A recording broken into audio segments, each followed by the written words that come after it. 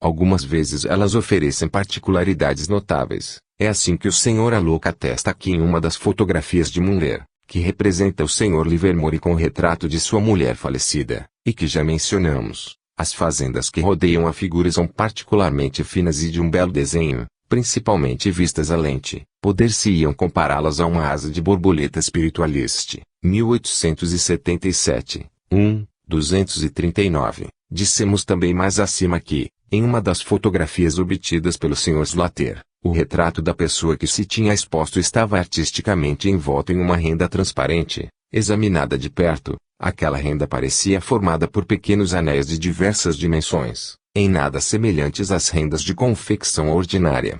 Apoiando-nos nesse antecedente, estamos no direito de supor que o fenômeno da materialização de semelhantes objetos deve dar-se também no domínio da materialização apreciável pelos sentidos.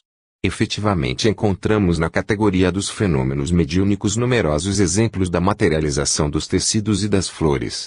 Os fatos de transporte desses objetos, em condições que excluem toda a possibilidade de fraude, são inumeráveis.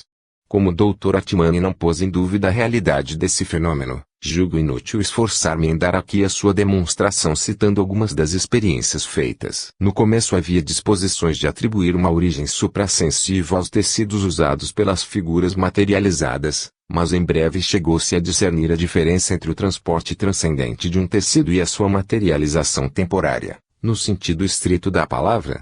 Conforme acabamos de verificar, o primeiro fenômeno é precursor do segundo, e é desse último que nos devemos ocupar nesse momento.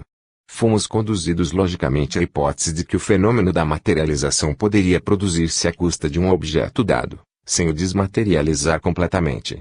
E é efetivamente o que sucede conforme a observação e o dizer das forças inteligentes que produzem esse fenômeno. A materialização temporária de um tecido produzir-se-ia, pois, à custa dos tecidos usados pelos assistentes. É o tecido que serviria de médium à materialização de um tecido. Eis o que encontrei a esse respeito em uma comunicação. Impossível formar semelhante matéria a menos que uma matéria correspondente esteja em posse do médium ou dos assistentes, visto que qualquer coisa no mundo da matéria tem a sua qualidade correspondente no mundo espiritual. Geralmente, é a cor branca escolhida, porém, se, na sala onde se realiza a sessão, se colocam cores vegetais, então quase cada um de nós poderia mudar a cor branca de sua roupa em uma das gradações representadas na sala. Esse fenômeno poderia, depois de uma série de experiências, ser produzido debaixo da vista dos assistentes, quer com a fazenda fabricada por nós, quer com um tecido fabricado em vosso mundo. T. Spiritualist, 1878, pag. 15. Só conheço uma única experiência feita nesse sentido pelo Sr. Clifford Smith, obtida pela fotografia transcendente. O fim era provar a materialização transcendente de um tecido natural, reproduzindo, como prova, o desenho desse tecido. Para fazer essa experiência, o Sr. Smith serviu-se de uma toalha de mesa e dirigiu-se com o médium Williams à casa do Sr. Hudson, fotógrafo. Eis a narração que ele fez dessa sessão. O Sr. Hudson tinha saído, mas voltou dentro em pouco. Dirigimos-nos imediatamente ao seu gabinete. O Sr. Hudson nunca tinha visto a toalha, e não podia conhecer as minhas intenções. Perguntei-lhe, esse desenho, da toalha, apareceria claramente em uma fotografia? Ele me respondeu afirmativamente e me propôs fotografá-la. Consenti nisso com a intenção de estender simplesmente a toalha no encosto de uma cadeira, porém, na ocasião em que ele ia tirar a fotografia, tive a inspiração de pedir ao Sr. Williams que se colocasse ao lado da cadeira, fora do campo da fotografia, ficando inteiramente por trás da fazenda. Não desviei os olhos da toalha estendida sobre a cadeira.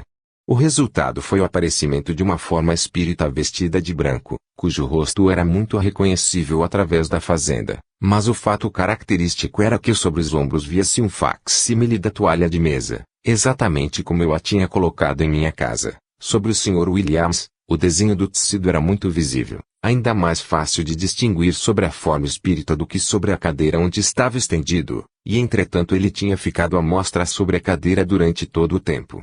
The Spiritual Magazine, 1872, pag. 488. Um dos casos mais autênticos de materialização de fazendas é o que se deu nas sessões do Sr. W. Crooks, com a Srta. Cook, pela forma materializada conhecida com o nome de Katia King. Eis como o Sr. Harrison, editor do The Spiritualist, testifica esse fato. A forma feminina, que se apresentava com o nome Katy, estava sentada no soalho, aquém da porta que comunicava com a sala que servia de gabinete escuro. Nesse gabinete podíamos ver, durante toda a sessão, aquela que julgávamos ser a Sra. Florence Cook. Sua cabeça não estava voltada para nós, de maneira que não podíamos ver-lhe o rosto, mas podíamos distinguir-lhe os vestidos, as mãos e os sapatos. Katy estava no chão, fora do gabinete. Muito perto dele estavam sentados, de um lado o Sr. W. Crooks, do outro o Sr. Tapp. Entre as pessoas presentes achávamos os pais da médium, a Sra. Rothschild, eu e ainda outras pessoas, cujos nomes me escapam. Katy cortou da aba de seu amplo vestido cerca de 10 retalhos, e os distribuiu entre os assistentes. Os recortes que fez em seu vestido eram de diversas dimensões, e podia-se facilmente introduzir a mão em alguns. E refletidamente eu lhe disse, Katy, se pudesses reconstituir o tecido como fazias algumas vezes. E conveniente notar que tudo isso se passava à luz do gás e em presença de numerosas testemunhas. Apenas eu tinha externado o meu desejo, ela dobrou tranquilamente a parte recortada de seu vestido com a que tinha ficado intacta e descobriu-a logo depois. Aquela operação não durou mais de 3 ou 4 segundos. A aba de seu vestido estava inteiramente restaurada, não se via mais um só buraco. O Sr. Crooks pediu para examinar o tecido, no que acedeu Katy. Ele apalpou toda a parte recortada, centímetro por centímetro, examinou atentamente, e declarou que não havia mais ali a menor solução de continuidade, recorte ou costura, nem vestígio de qualquer natureza. O Sr. Tapp pediu permissão para fazer outro tanto, e, depois de longo e minucioso exame, deu o mesmo testemunho. The Spiritualist, 1877, n. 246, pag. 218. Convém ler também os testemunhos relativos ao mesmo fato, no The Spiritualist, 1876, 1, pags. 235, 258 e 259. Semelhantes experiências foram feitas finalmente com outros médiuns por várias vezes. The Spiritualist, 1877, 1, pag 182, lid, 1885, pag. 258. O Sr. Atman, mencionando esse gênero de fenômenos, concluiu que é claro que, nesses diversos casos, nos achamos em presença de uma combinação da alucinação da vista e do tato. Pags. 102 e 103. Mas a objeção é que os retalhos de fazenda, cortados, não desaparecem, e eu vi em casa do Sr. Harrison o tecido que ele tinha cortado. Estamos pois em presença desse dilema, ou o vestido era alucinatório, e nesse caso a fazenda não pôde ser cortada e subsistir, ou o vestido existia realmente e então o buraco não pôde ser reparado.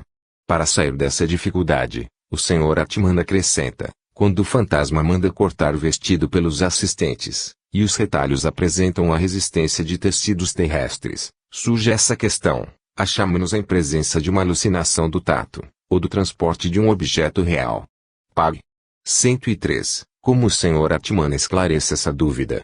Ele diz, se os retalhos de fazenda desaparecem ulteriormente, ou se não podem ser encontrados depois da sessão, é preciso considerar o seu caráter alucinatório como demonstrado. Se, pelo contrário, esses retalhos subsistem e podem ser taxados segundo o seu valor, a pura realidade e proveniência terrestre tornam-se indubitáveis. Mesma página, mas como explicar essa proveniência terrestre? O Sr. Atman já nos disse que, se não é uma alucinação do tato, é o transporte de um objeto real. Da parte do Sr. Atman essa palavra é imprudente, ele não tem o direito de falar em transporte para explicação de um fenômeno mediúnico qualquer. O transporte é um fato transcendente, inexplicável, pelo menos o Sr. Atman não dá explicação alguma a tal respeito. Por conseguinte, explicar a origem de um tecido pela hipótese do transporte, é explicar o inexplicável pelo inexplicável. E o Sr. Atman tem o dever de nos dar explicações aceitáveis. Pouco nos importa que ele baseie a sua explicação sobre um fato admitido pelos espíritas, o transporte. Ele não tem o direito de fazer essa concessão aos espíritas, porque lançou mão da pena para lhes ensinar quais são os 3 princípios de método contra os quais o espiritismo peca, e o terceiro dos quais nos ensina que é preciso permanecer tanto quanto possível nas causas naturais. Pag.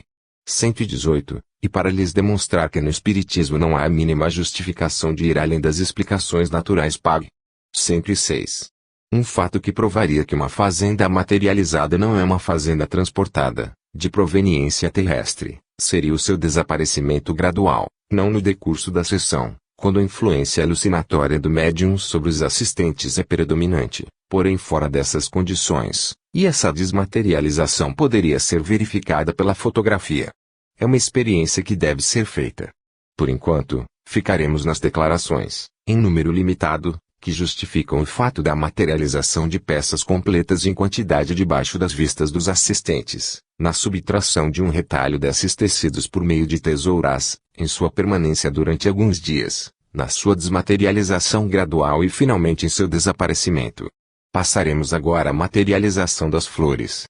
O seu transporte, a um quarto fechado, foi verificado por muitas vezes, mas o fenômeno de sua materialização produziu-se raramente.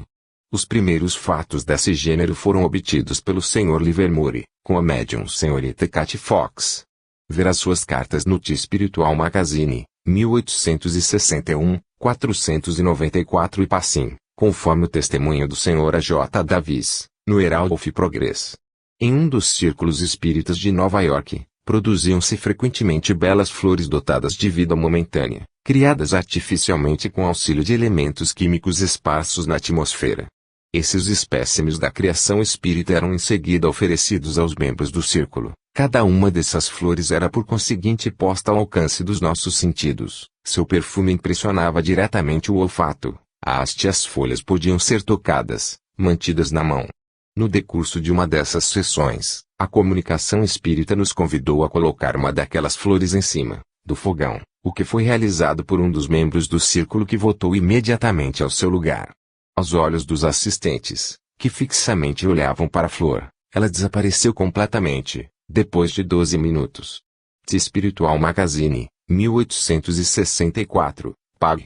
13, no livro de Wolff, Fatos Surpreendentes, páginas 508 e 538, lemos a passagem seguinte: por baixo da toalha da mesa, viu-se uma luz tornando-se cada vez mais intensa, até que uma bela flor se materializou completamente. Então a flor foi atirada no quarto, a uma distância suficiente para que se pudesse ver completamente a mão que a segurava. Observada durante meio minuto, ela desapareceu, mas para apresentar-se de novo. A flor não estava a mais de 12 polegadas de nossos olhos. Por seu tamanho, forma e cor, a flor assemelhava-se a uma rosa Murcelsi. Sendo efêmeras, essas materializações não podem servir como resposta à teoria alucinatória do Sr. Atman. Tenho todo o fundamento para supor que a fotografia teria podido dar a prova necessária de sua existência objetiva. Não duvido de que essa experiência seja feita algum dia, mas não cito esses fatos senão porque eles são os antecedentes naturais da materialização das flores e dos frutos, produzida debaixo dos olhos, e com o caráter de materialidade permanente. Os fatos mais notáveis desse gênero são os que se produziram pela mediunidade da Sra. Esperança, de Newcastle, e que são referidos, em extenso, no Médium de 1880, pags. 528, 538 e 542, e também no Herald of Progress de 1880, publicado em Newcastle. Esse fenômeno manifestou-se de 3 maneiras: 1 graus, em um copo d'água; 2 graus, em uma caixa com terra fresca; 3 graus, em uma garrafa com areia e água. Isso se passava em sessões de materialização. A médium se tinha retirado para um gabinete, e o operador era uma figura materializada que se apresentava como uma jovem árabe chamada Yolanda. Eis alguns pormenores sobre as 3 formas apresentadas pelo fenômeno, debaixo das vistas de numerosas testemunhas e por várias vezes. 1 graus, o Sr. Fitton tinha colocado na palma da mão um copo com um pouco d'água à vista de todos. Nada mais havia no copo, porém, depois que Yolanda fez alguns passes, o Sr. Fitton viu um botão de rosa no copo. Esse botão entreabriu-se em pouco tempo até o meio, e Yolanda tomou e entregou ao Sr. Fitton. Esse o mostrou durante alguns instantes à Sra. Fiedler e, quando o recebeu de novo, viu que, nesse curto intervalo, a flor tinha desabrochado. Médium, 1880, pag. 466, 2 graus, para a reprodução de uma planta inteira. O operador misterioso pedia uma caixa com terra fresca e uma planta viva em são que serviria de médium. o que foi fornecido por um dos assistentes. Na sessão de 20 de abril de 1880, a caixa que continha a terra foi depositada no centro da sala, e a planta médium, um pé de jacinto, perto da caixa. Yolanda regou a terra com a água que lhe deram, depois cobriu a caixa com um pano e retirou-se para o gabinete. Ela saía dali de instante em instante, fixava o pano durante alguns momentos ou fazia passes. Em seguida retirava-se de novo. Depois de cerca de 20 minutos, o pano pareceu levantar-se e aumentar gradualmente em altura e largura. Então Yolanda retirou o pano e viu-se na caixa um grande e belo pelargonium, em toda a sua frescura, da altura de 25 polegadas, com folhas da largura de 1 a 5 polegadas. Ele foi transplantado para um jarro ordinário e continuou a viver enquanto que a planta médium não tardou em definhar. Médium, 1880, Pag. 306. Foi da mesma maneira que se produziu, na sessão de 22 de junho, no espaço de cerca de meia hora, um belo morangueiro, apresentando frutos em diversos graus de maturação. A planta que serviu dessa vez de médium era um geranium. Médium, 1880, Pag. 466, 3 graus. A produção de uma planta em uma garrafa, na sessão de 4 de agosto, é descrita pelo Sr. Oxley, no Herald of Progress N graus. 8. Saindo do gabinete, Yolanda pediu, por meio de sinais, que lhe dessem uma garrafa, água e areia, o que acabava de ser obtido justamente antes da sessão. Em seguida, agachando-se no soalho, perante todas as pessoas, chamou o Sr. Remeus, que, conforme as suas indicações, deitou na garrafa um pouco d'água e de areia. Yolanda depositou a garrafa no centro da sala, fez alguns passes, cobriu-a com um pano pequeno e leve e dirigiu-se para o lado do gabinete, a uma distância de cerca de 3 pés da garrafa. Naquele mesmo momento, percebemos que o que quer que fosse se levantava debaixo do pano e ampliava-se em todas as direções, atingindo uma altura de 4 polegadas. Quando Yolanda se aproximou e retirou o pano, verificamos que se tinha desenvolvido, na garrafa, uma verdadeira planta, com raízes, haste e folhas verdes. Yolanda tomou a garrafa entre as mãos, aproximou-se do lugar onde eu estava e me entregou. Recebi em uma das mãos e examinei-a juntamente com o meu amigo Calder. A planta ainda não continha flores. Coloquei a garrafa no soalho, a 2 pés de mim.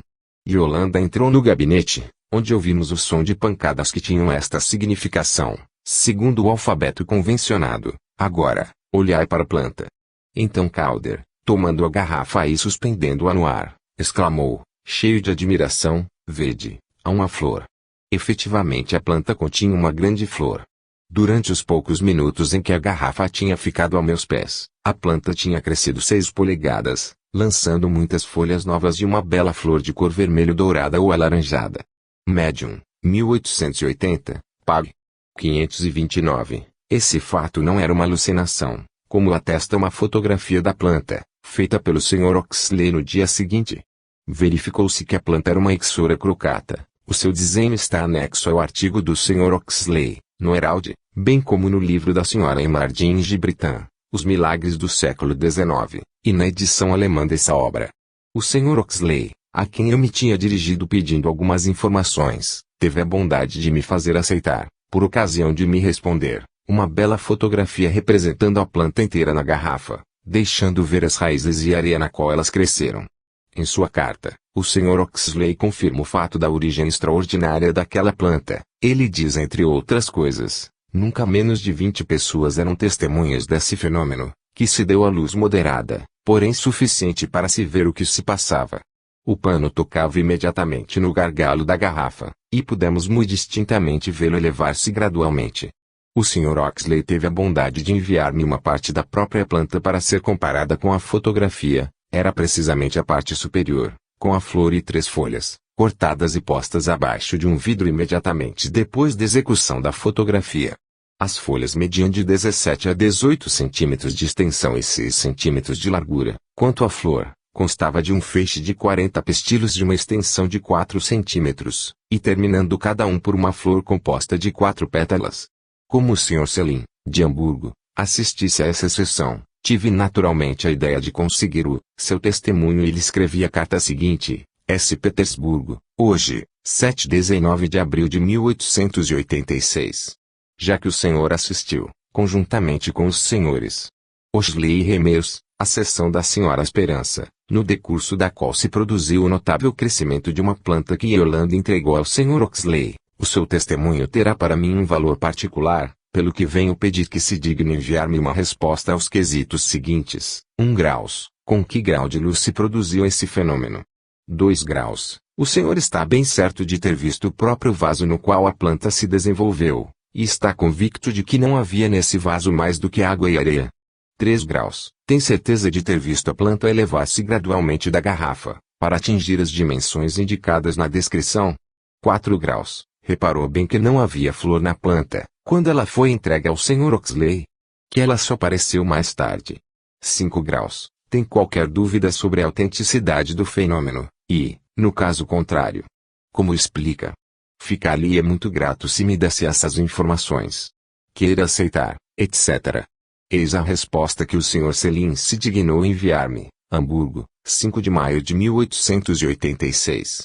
Burgfeld, Mittelweg 59. Senhor, peço-lhe desculpas de responder tão tarde a sua carta de 19 de abril, que só me foi entregue a 27, em meu regresso da Inglaterra, onde passei 2 semanas. Espero, entretanto, que a minha resposta lhe chegue às mãos a tempo. Para melhor compreensão, junto à presente missiva uma planta da sala onde se realizaram as sessões, com a indicação do gabinete e dos lugares que ocupávamos. Nesse desenho, não observei uma exatidão rigorosa, o que, aliás, não tem grande importância. Pretendo principalmente indicar o lugar onde eu me achava, lugar que me colocava, como o senhor pode verificá-lo, em condições particularmente vantajosas. Quanto aos quesitos que o senhor me apresenta, 1 graus, e muito difícil determinar a intensidade da luz. A sala era iluminada a gás, através de uma janela disfarçada por uma cortina vermelha. A chama podia ser graduada no interior da sala, aumentava-se ou diminuía-se. Enquanto durava o crescimento, a iluminação era fraca, porém suficiente, não só para poder-se ver Yolanda e distinguir a garrafa, coberta pelo pano branco, como ainda para acompanhar a elevação gradual daquele pano à proporção que a planta crescia. Conforme o indica o desenho, eu me achava a uma distância da planta que não excedia de 3 pés, e posso por conseguinte dizer com segurança que o pano branco se elevou a uma altura de 16 polegadas no espaço de 3 minutos. Quando em seguida a Yolanda tirou o pano de cima da planta, o que eu não perdi de vista por um instante, julguei ver um ficus no lugar da Ixorea crocata, planta que eu não conhecia. A claridade existente me permitia distinguir cada folha, de maneira que pude reconhecer o meu engano antes que Yolanda tivesse entregado a garrafa com a planta ao Sr. Oxley. 2 graus. O vaso, empregado naquele caso, uma garrafa com um gargalo de menos de 1 polegada de diâmetro, e absolutamente semelhante ao que é reproduzido por um desenho no Herald of Progress, viu quer antes, quer depois da sessão, e pude examiná-lo minuciosamente, pois, quando traziam a garrafa, a areia, a água e a folha de jornal, a luz foi aumentada. Essa circunstância não pode ser posta em dúvida de maneira alguma. Eis a ordem que se observou na sessão, quando no começo, Yolanda distribuiu as suas rosas, entrou no gabinete, e os objetos precatados foram pedidos por meio de pancadas que saíam do gabinete. O Sr. Oxley diz que antes da sessão ele tinha sido prevenido, provavelmente por meio de escritas automáticas, de que esses objetos deviam estar prontos de antemão. O Sr. Armstrong, de cuja honorabilidade não tenho dúvida, e que dirigia essas sessões, foi o próprio que ofereceu esses acessórios. A Sra. Esperança achava-se naquele momento em estado de transe provavelmente parcial, pois que, achando-se no gabinete, conversava e tossia. Logo que se diminuiu a luz, Yolanda saiu do gabinete, chamou com um aceno o Sr. Reimers e lhe fez sinal de colocar a folha do jornal no chão e de encher a garrafa, que foi colocada em cima, com areia até determinada altura, e para deitar nela uma certa quantidade de água. O Sr. Reimers fez o que se lhe pedia, conservando-se de joelhos na margem do jornal, enquanto Yolanda estava defronte dele, do lado oposto, também de joelhos. Logo que o Sr. Reimers terminou, Yolanda lhe deu um beijo na testa e lhe fez sinal para que ele voltasse a seu lugar. Ela própria levantou-os e cobriu a garrafa com o pano branco. Donde o tinha ela tirado? Era uma parte de seu vestido, ou antes o tinha ela produzido naquela ocasião. Eu não desejaria aventurar uma opinião qualquer a esse respeito, mas posso dizer que, a contar do momento em que a garrafa foi coberta, eu estava no caso de examinar perfeitamente, quer a garrafa, quer o fantasma, até a ocasião em que ele retirou o pano. 3 graus. A resposta ao presente quesito já está dada no que precede. 4 graus. Posso garantir com toda a convicção que não havia flores na planta, no momento em que o pano foi retirado, a não se ter dado aquele incidente. Certamente eu não poderia ter tomado por um ficaz aquela grande flor de forma esferoidal, com as dimensões do punho e a forma de uma dália. Não posso, porém, afirmar que a planta não tinha botões, não os vi, mas, se haviam na primeira fase de desenvolvimento, era possível que eu não notasse. Sobre esse ponto preciso louvar-me completamente no testemunho do Sr. Oxley e do respeitável John Calder. Quando, decorridos alguns minutos, se aumentou a luz e todas as pessoas presentes examinaram a planta pela segunda vez, via-se já ali um botão completamente desenvolvido. Colocou-se a garrafa em cima de um armário, onde ela ficou até ao fim da sessão, no decurso da qual se formaram ainda cerca de meia dúzia de figuras materializadas, que saíam do gabinete e se aproximavam das pessoas presentes. Quando, no fim da sessão, o Sr. Oxley retirou a garrafa do armário para levá-la para casa, eu me aproveitei daquela oportunidade a fim de olhar para a planta ainda uma vez, e verifiquei que naquele inteirinho tinham desabrochado mais 3 botões de cor amarelo alaranjado. No dia seguinte, levando a planta à casa do fotógrafo, notamos que a copa inteira se tinha desenvolvido, conforme se vê na prova. Depois de exame mais minucioso das folhas, notei com surpresa que uma delas tinha uma dilaceração que tivera o tempo de endurecer. Na sessão de 5 de agosto, na qual se formou da mesma maneira, em um jarro cheio de terra, um Anthurium scherzerianum, uma planta da América Central, perguntei como semelhante dilaceração tinha podido fazer-se em uma planta que apenas acabava de nascer. Disseram-me em resposta que Yolanda, retirando o pano com muita precipitação, tinha deteriorado a folha, e que aquela dilaceração tinha cicatrizado em tão pouco tempo, graças ao crescimento rápido da planta. 5 graus, conforme a maneira por que as coisas se passaram, não tenho a menor dúvida acerca da autenticidade dos fenômenos. Entretanto, no começo, fiquei pouco favoravelmente impressionado pela dilaceração da folha. Quanto ao lugar em que se colocou a garrafa, eu o tinha inspecionado durante o dia, quando visitava o aposento da Senhora Esperança, e ali nada descobri que pudesse indicar a existência de um alçapão qualquer. Quanto ao que se refere à explicação dos fenômenos, acho-me naturalmente em presença de um enigma, como na maioria das manifestações espíritas. E possível que fosse um caso de transporte, como sucede com as rosas que ela tira do copo, para distribuir. Aquelas rosas eram de origem puramente natural, guardei-as durante algum tempo, e deitei-as fora quando murcharam. No presente caso, a grande dificuldade consistia em fazer a planta entrar na garrafa.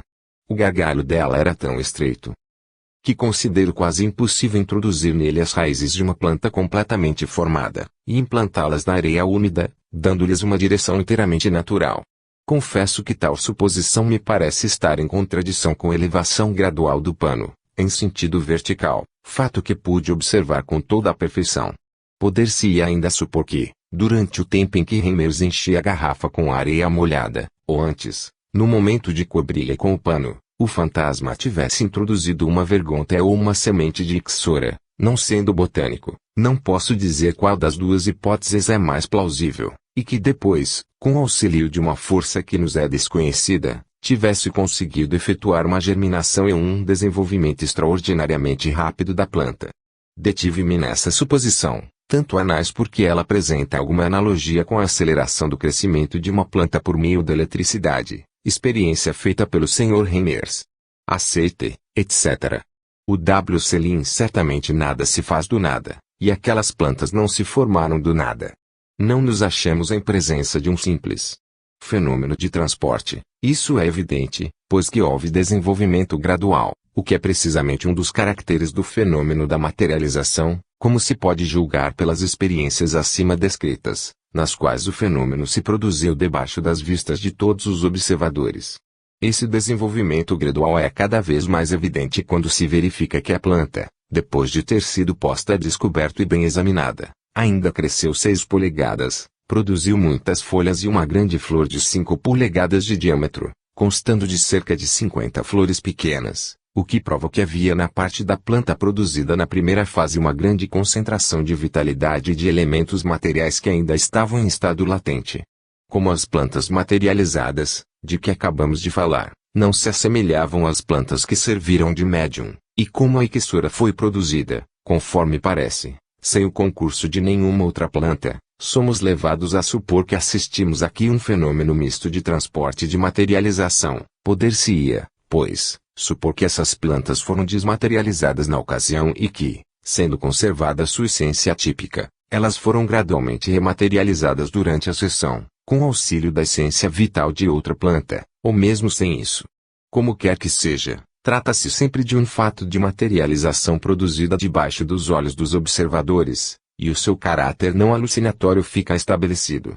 O insucesso de uma experiência desse gênero nos servirá para demonstrar que não se trata de simples transportes. Para uma dessas sessões, tudo foi preparado como de costume, a caixa com a terra, a água, uma cobertura e a planta médium. Yolanda apareceu, executou todas as manipulações habituais e finalmente repeliu a caixa com um aborrecimento tão manifesto que teria excitado a hilaridade em qualquer outra circunstância menos interessante. Ela nos disse, em explicação, que a terra era de má qualidade e cheia de bolor, que, por conseguinte, só se tinha produzido bolor sob sua influência médium. Pag. 466. E evidente que um transporte nada teria tido de comum com a terra e com a sua qualidade. Para completar a série de materializações de objetos inanimados, falta-me mencionar a materialização de um metal pela mediunidade de um metal. Encontramos o antecedente desse fenômeno nos transportes ou desaparecimentos e reaparecimentos de objetos metálicos, que se produziram muitas vezes durante as sessões. Porém, em assunto de materialização, só conheço o exemplo seguinte, e como se trata de um anel de ouro, posso mencionar o seu antecedente especial, a desmaterialização de um anel de ouro, enquanto o conservavam na mão. Eis o que atesta o Sr. Catel van Roosevelt, membro do Conselho Privado da Guiana Holandesa, o qual, estando em Londres, teve uma sessão com a jovem Katie Cook, irmã da célebre Florence Cook, no decurso da qual se deu o seguinte fenômeno: a Sra. Cook, mãe da médium, entregou-me, diz o Sr. van Roosevelt, 2 anéis de ouro, que eu dei a Lili, forma materializada, que os meteu nos dedos. Eu lhe disse que ela, já que não podia usar aquelas joias do mundo dos espíritos, procederia mais acertadamente se mas devolvesse para que eu as restituísse à Sra. Cook. Ela tirou os anéis e os recebi com a mão direita. Segura-os bem, disse-me ela, pois que eu vou dissolvê-los. Eu apertava os anéis com força entre os dedos, porém eles se tornaram cada vez menores e desapareceram completamente no fim de cerca de meio minuto. Ei-los, disse Lili, mostrando-me os anéis em sua mão. Recebi-os e restituí-os à Sra. Cook.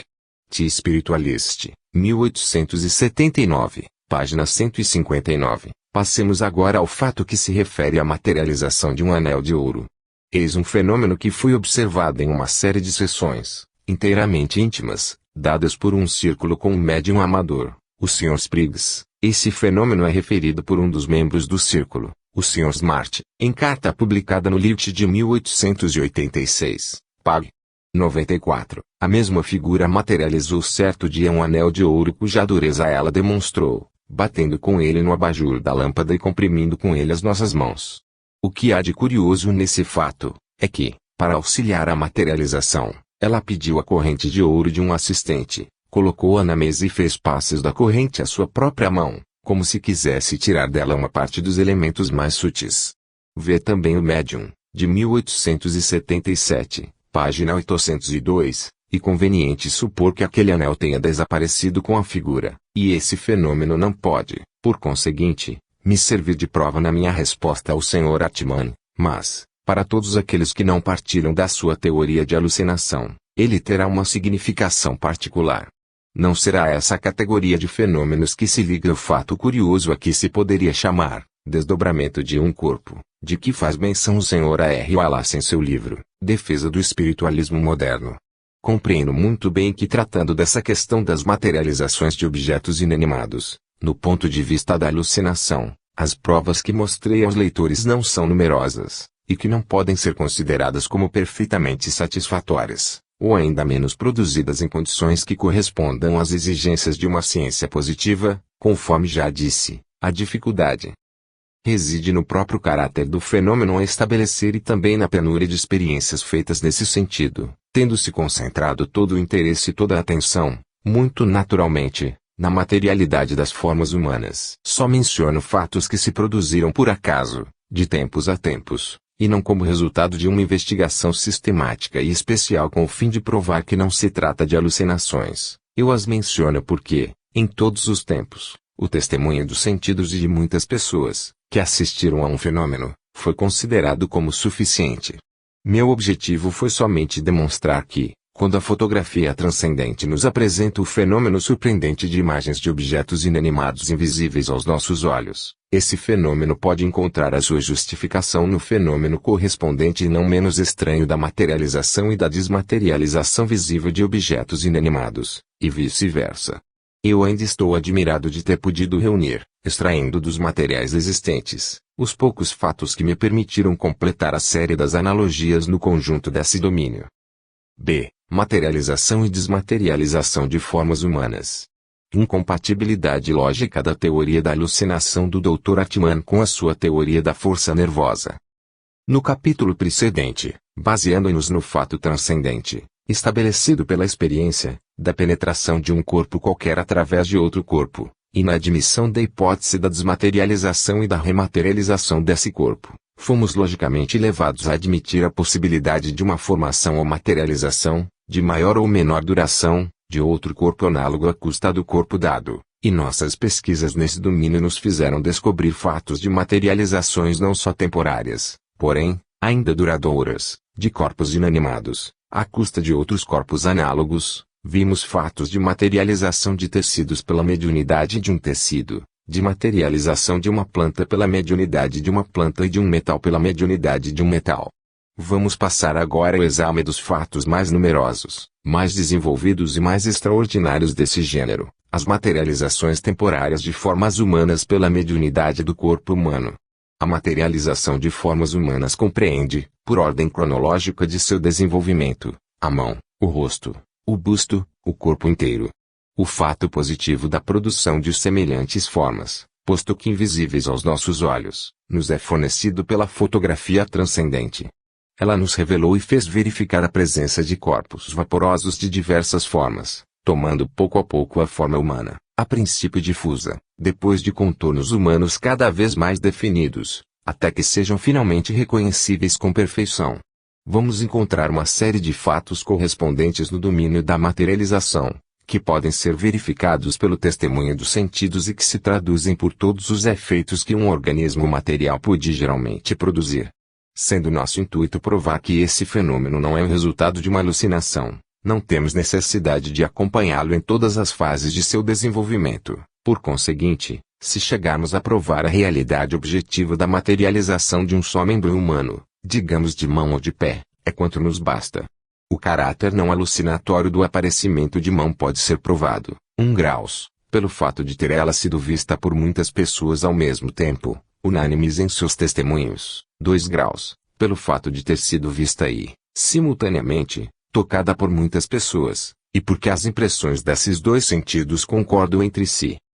3 graus, por efeitos físicos, produzidos por essa mão, como, por exemplo, movimentos diversos de objetos, debaixo das vistas de testemunhas. 4 graus, pela produção de efeitos físicos duradouros do que certamente são as provas mais concludentes, e principalmente, a. pela escrita produzida em presença de muitas testemunhas, b. por impressões deixadas pela própria mão em substâncias pastosas ou enegrecidas, c. por certos efeitos exercidos sobre a mão pelas pessoas presentes, d. por moldagens obtidas com a mão que aparece, e, pela fotografia das aparições desse gênero. 5 graus, pela pesagem de uma aparição quando atinge o desenvolvimento de uma forma humana inteira.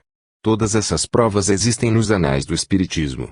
1 graus e 2 graus, o aparecimento das mãos visíveis e tangíveis foi verificado no começo do movimento espírita. Há referências desse fenômeno que remontam a fevereiro de 1850, por conseguinte, 2 anos apenas depois das primeiras pancadas de Rochester. Verbalô, Manifestações dos Espíritos, editadas em Casa de Stone, em Londres, em 1852, pags. 44 e 192 a 202, ele se produzia então, em plena luz, durante as sessões que se faziam à roda de uma mesa, e continuou a produzir-se até os nossos dias. As referências a esses fatos são inumeráveis e unânimes. Esse fenômeno é, segundo o Sr. Atman, uma alucinação, ou da vista só, ou antes uma alucinação combinada da vista e do tato. Mas, para não ficar em contradição com a sua explicação das impressões orgânicas, o Sr. Atman declara-se pronto a admitir uma explicação dupla. No que diz respeito às alucinações do tato propriamente dita, subsiste a eventualidade de ser a pressão experimentada, como proveniente de mãos e de pés invisíveis, dependente de um sistema de linhas dinâmicas de pressão e de tensão, que determinam a sensação de uma superfície palmar, por exemplo, ainda que essa superfície não pertença a qualquer mão material. Pag. 99. De maneira que a alucinação do tato não seria mais uma alucinação, mas uma sensação verdadeira produzida por linhas dinâmicas de pressão e de tensão, ou antes uma ação dinâmica da força nervosa mediúnica. Assim, quando seguro em minha mão uma outra mão materializada, a percepção visual dessa mão seria uma alucinação, mas o contacto seria real. Eu apertaria entre as mãos um sistema de linhas de força nervosa. Procura-se indagar então por que motivo a vista da mão temporariamente aparecida deveria ser uma alucinação. Se um sistema de linhas de força nervosa pode tornar-se sensível ao tato, pode da mesma maneira tornar-se visível. Não seria lógico conceder à força nervosa a tangibilidade e recusar-lhe a visibilidade quando a afirmação e a negação dessas propriedades repousam sobre a mesma base? Ou, para nos exprimirmos de outra maneira, não seria lógico admitir uma causa real objetiva para a sensação tátil e rejeitar a mesma causa, igualmente real e objetiva para a sensação visual, quando se trata do mesmo fenômeno e do mesmo testemunho?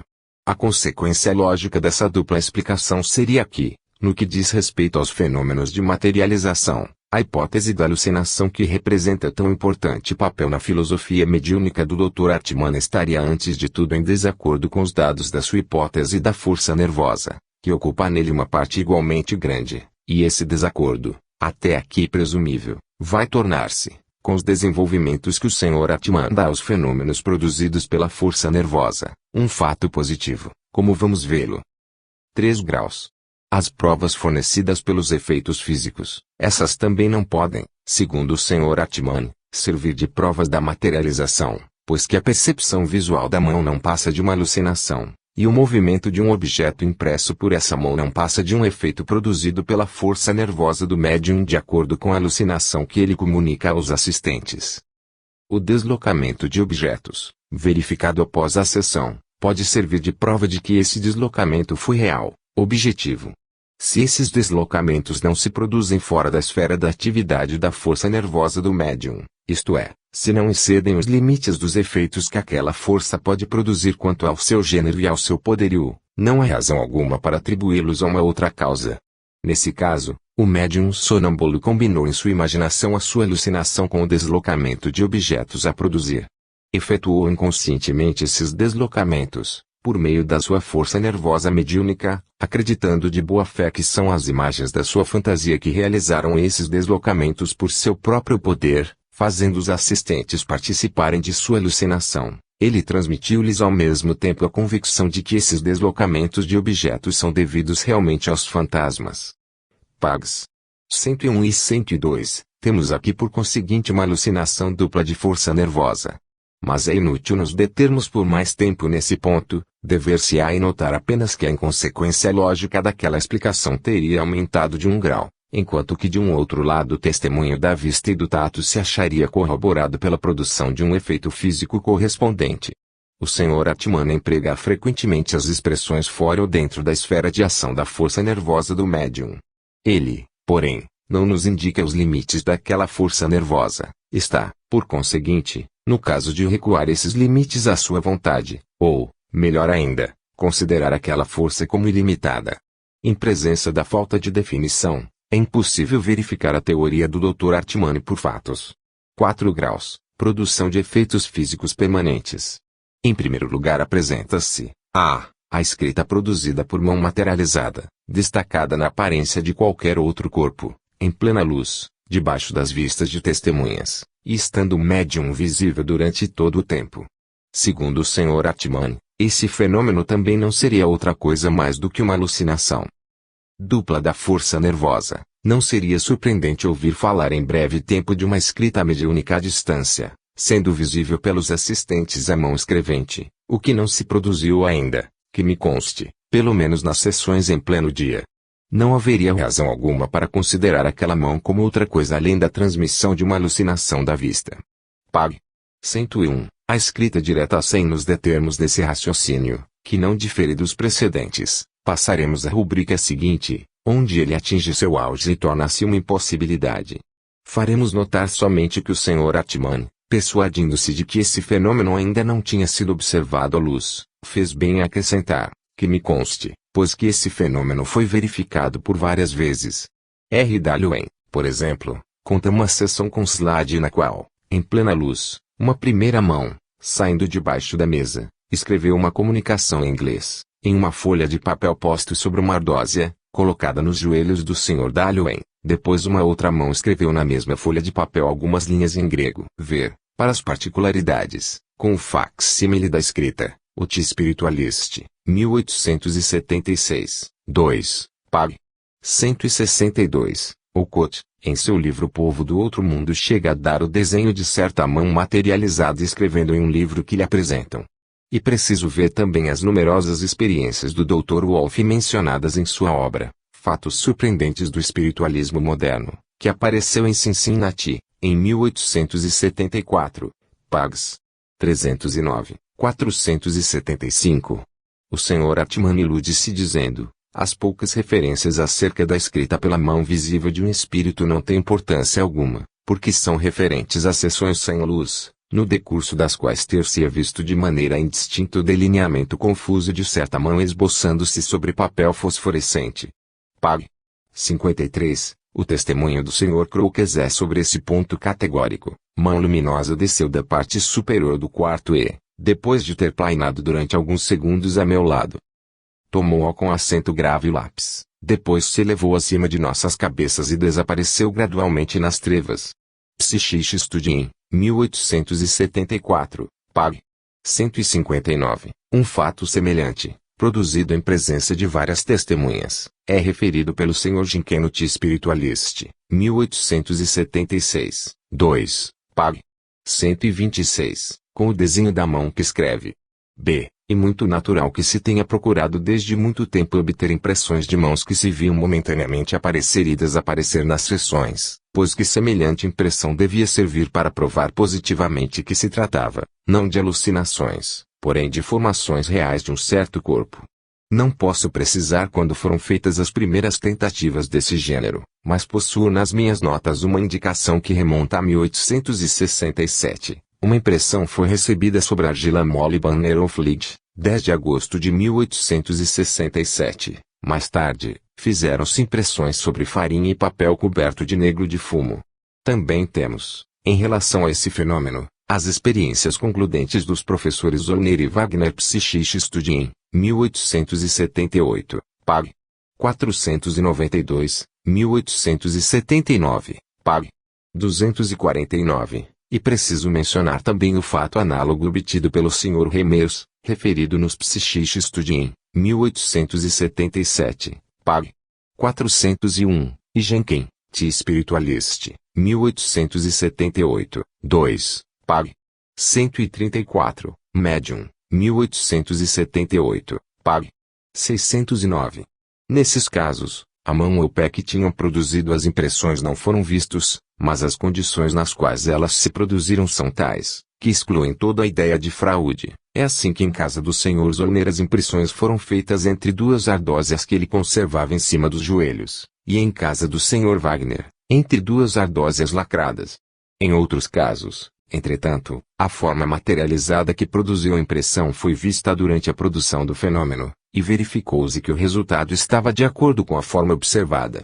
Aquela experiência, diz o Dr. V. Hartmann, não foi feita em parte alguma, que me conste, só conheço um relatório isolado que estabelece o fato da impressão de um pé de criança produzido em uma sessão de materialização. Esse pé era visível, mas não tangível.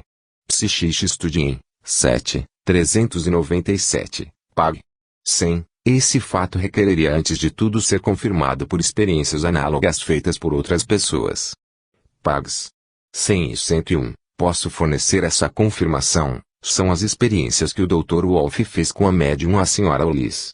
Essas experiências foram feitas durante sessões, em roda de uma mesa, em pleno dia. A mesa era guarnecida, simplesmente em seu contorno, por uma fazenda de algodão preto de franjas pendentes até o soalho apresentando uma abertura de 6 polegadas quadradas.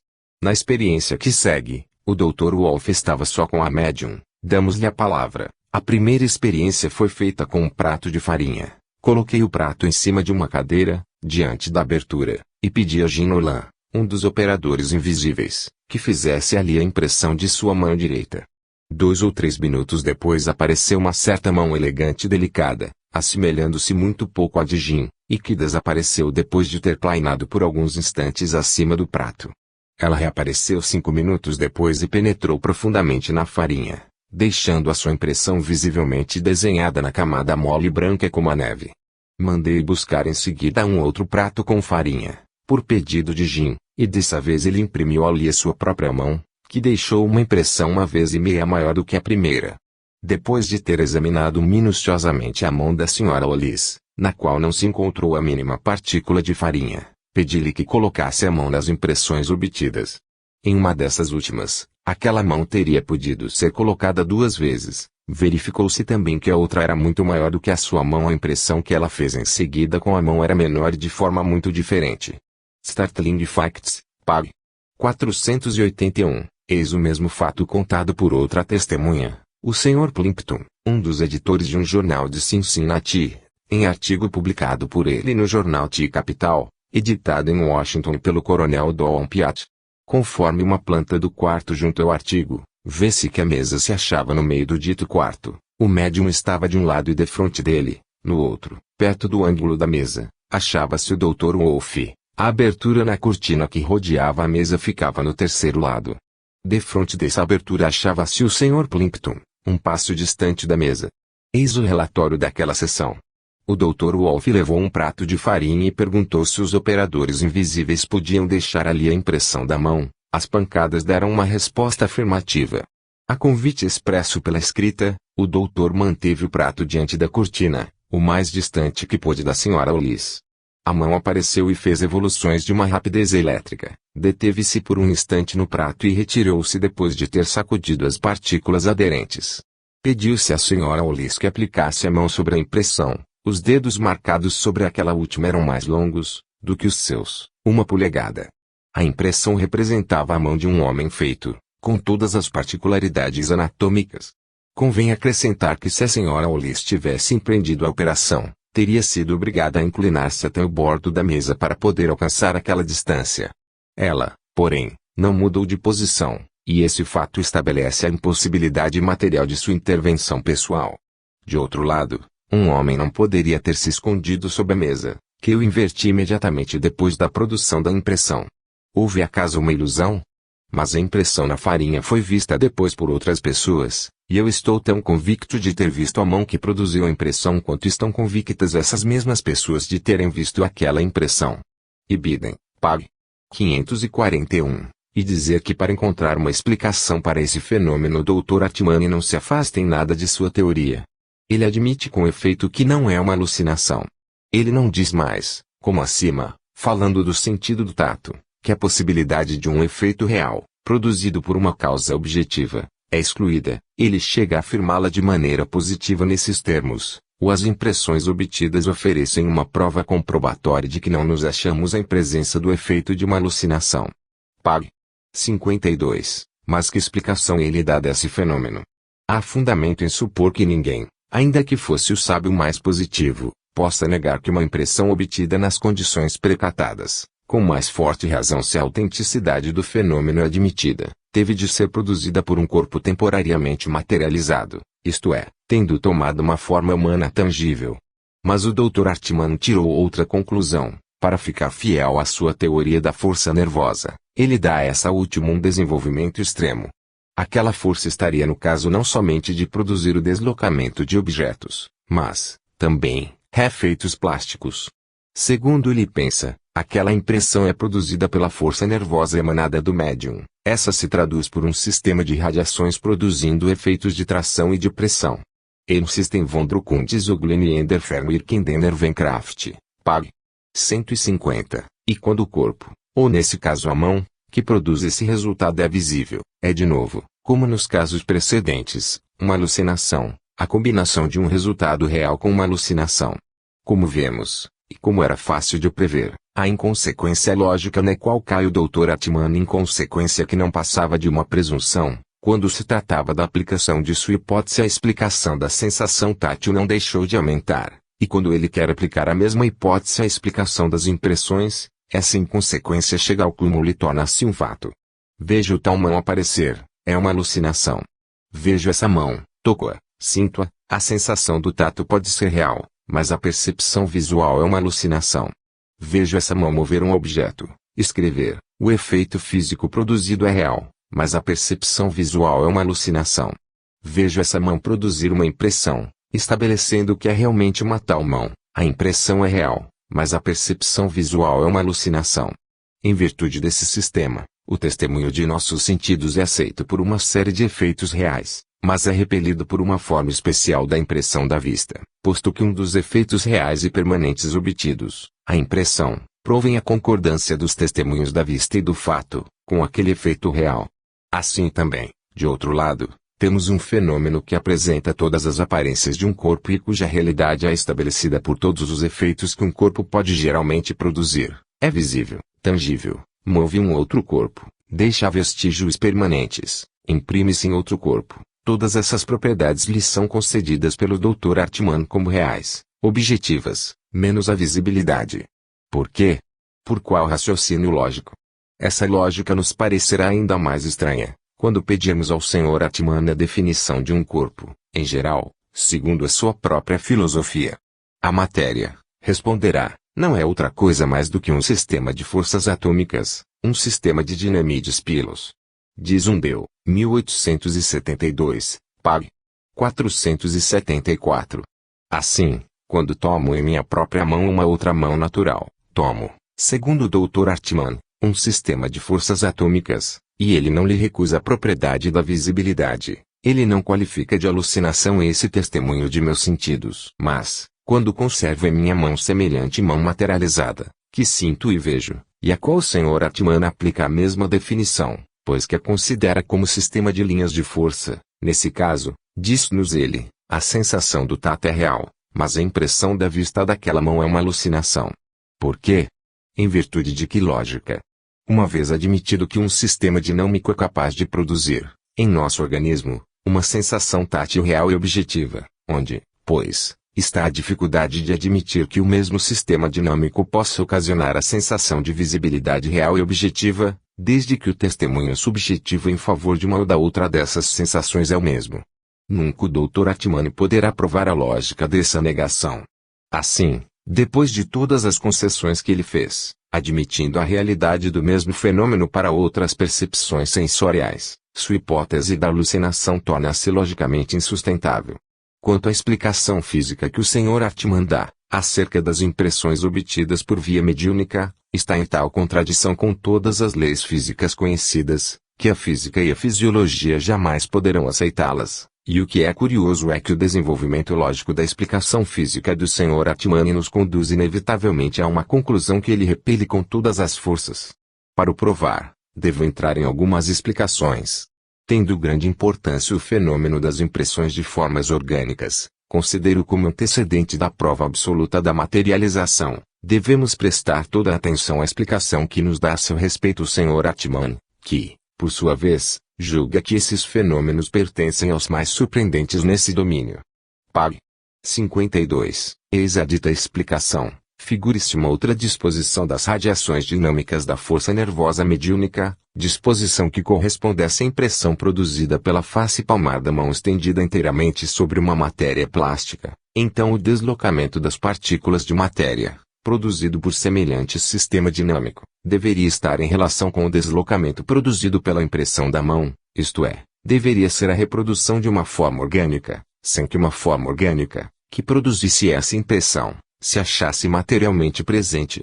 Página 50. Essa explicação apresenta, no ponto de vista da física, uma série de impossibilidades. Lembrarei aqui que as impressões de que se trata são de duas espécies, muito diferentes. Elas se produzem ou sobre substâncias moles, como a farinha e a argila, reproduzindo em relevo, com perfeita exatidão, todas as particularidades anatômicas de um órgão, ou ainda sobre substâncias duras, superfícies enegrecidas, reproduzindo essas mesmas particularidades, em parte, pois que toda a superfície de um órgão não pode, sem dúvida, tocar a superfície